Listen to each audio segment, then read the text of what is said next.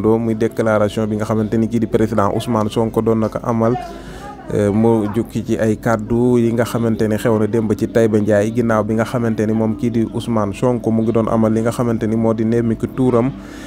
bi mu yegg foofee ca Taïba Ndiaye waaye laata loola mu jaaroon fi nga xamante ni moo di Morolan fa la tàmbalee li nga xamante ni moo di nemmiku tuur bi moom Ousmane Sonko nag après mu jaar ba fi nga xamante ni sax moom moo di dagg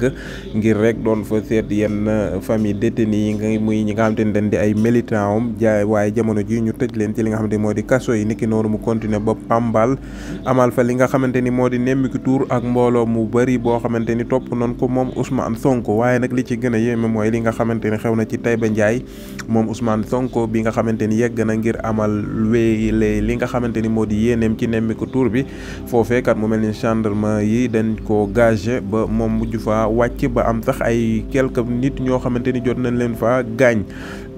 foofee ca Taïba Ndiaye moom Ousmane Sonko mu ñëw ci bu baax a baax mu nekk jàngat buñ ci comme niñ koy waxee toujours moom Ousmane Sonko ndax dafa nekkatul sénégalais wala dafa amagul droit circuler comme ni nga xamante ni la ko sénégalais yëpp amee ba moom Ousmane Sonko saa boo xamante ni war naa dem fenn ñu dal di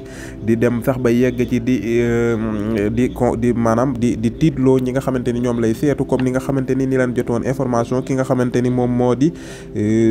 di coordonnateur Pastef bu Morolan di Mouhamed Fall dañ ko convoqué woon ni ki tey jii foofee ca gendarmerie bu Notto Gouye Diama te mujj gi ñu gis ni mujj nañ annulé li nga xamante ni moo di convocation bi ngir loola lépp ngir bañoon mu dalal kii di Ousmane Sonko bokk